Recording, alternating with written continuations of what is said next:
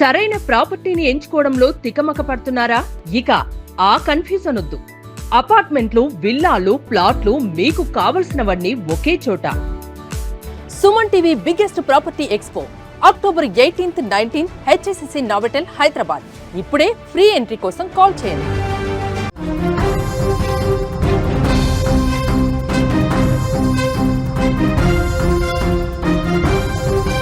హైదరాబాద్ లో కిడ్నాప్ కలకలం రేగింది. బాలికను ఆటోలో కిడ్నాప్ కు ప్రయత్నించాడు దుండగుడు. దానికి సంబంధించిన న్యూస్ చూసే ముందు బిగ్ అప్డేట్ ఒకసారి చూద్దాం. హైదరాబాద్ మొత్తంలో ఉన్న బెస్ట్ ప్రాపర్టీస్ అన్నిటినీ ఒకే వేదికపైకి తీసుకువస్తుంది సుమన్ టీవీ. అక్టోబర్ 18, 19వ తేదీన HICC నోవోటోలో జరిగే సుమన్ టీవీ ప్రాపర్టీ ఎక్స్పోలో best flats, villas, open plots Deepavali offers and డిస్కౌంట్స్తో అందుబాటులో ఉంటాయి. మీరు విజిట్ చేసి ప్రతి గంటకి ఒక గోల్డ్ కాయిన్ని గెలుచుకునేటువంటి ఛాన్స్ కూడా ఉంది. ఫ్యామిలీతో రండి, మీ డ్రీమ్ ప్రాపర్టీని సొంతం చేసుకోండి. రైట్, ఇక మన వార్తలోకి వెళ్తే, చిన్నారులపైన ఆకృత్యాలు. ఈ మధ్య కాలంలో ఈ మాట తరచుగా వినపడుతుంది. పిల్లలపైన అత్యాచార ఘటనలు, లైంగిక వేధింపుల కేసులు రోజురోజుకు పెరుగుతున్నటువంటి తీరు సమాజాన్ని తీవ్ర కలవరపెడుతుంది. స్కూల్ నుంచి ఇంటికి వెళ్తే క్రమంలో చిన్నారి బాలికలకు రక్షణ లేకుండా పోతుంది. సరిగ్గా ఇలాంటి ఒక సంచలనాత్మక ఘటన తాజాగా పాత బస్తీలో ఆలస్యంగా వెలుగులోకి వచ్చింది.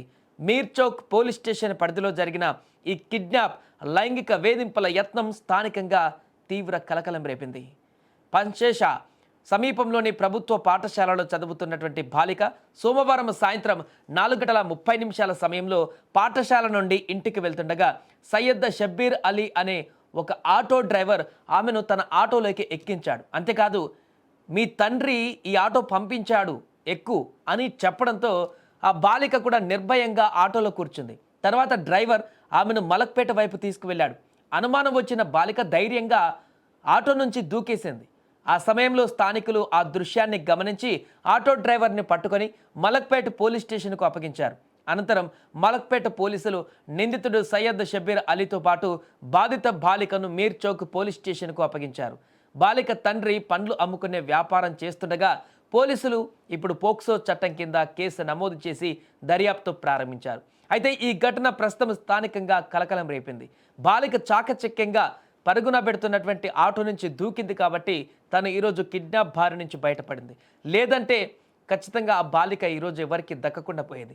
ఇలాంటి ఘటనలు నిత్యం జరుగుతూనే ఉన్నా ఇంకా కిడ్నాప్ ముఠాలు, కిడ్నాప్ సంబంధించినటువంటి ఇలాంటి నేరగాళ్ళు ఇంకా ఈ ఘటనలకు పాల్పడుతూనే ఉన్నారు.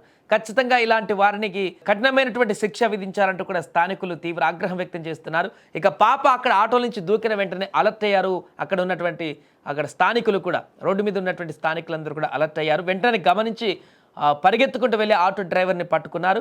అదేవిధంగా ఆ పాపను రక్షించి ఆ పాపను డీటెయిల్స్ కూడా కనుక్కొని ఎవరు ఏంటని కనుక్కొని వారి తండ్రికి ఇన్ఫామ్ చేసి అదేవిధంగా పోలీసులకు ఇన్ఫామ్ చేసి వారికి అప్పగించే ప్రయత్నం చేశారు. ఈ నేపథ్యంలో కొంత ఉద్రిక్త వాతావరణం కూడా అక్కడ నెలకొంది. ఆటో డ్రైవర్ కిడ్నాప్ చేస్తున్నాడనే విషయం తెలిసిన తర్వాత అక్కడున్న వారందరూ కూడా పూర్తిగా చితకబాదారు అతన్ని.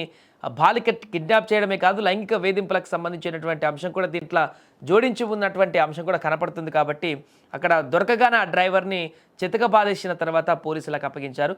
ప్రస్తుతానికి కేసు నమోదయ్యి అయితే దర్యాప్తు కొనసాగుతుంది.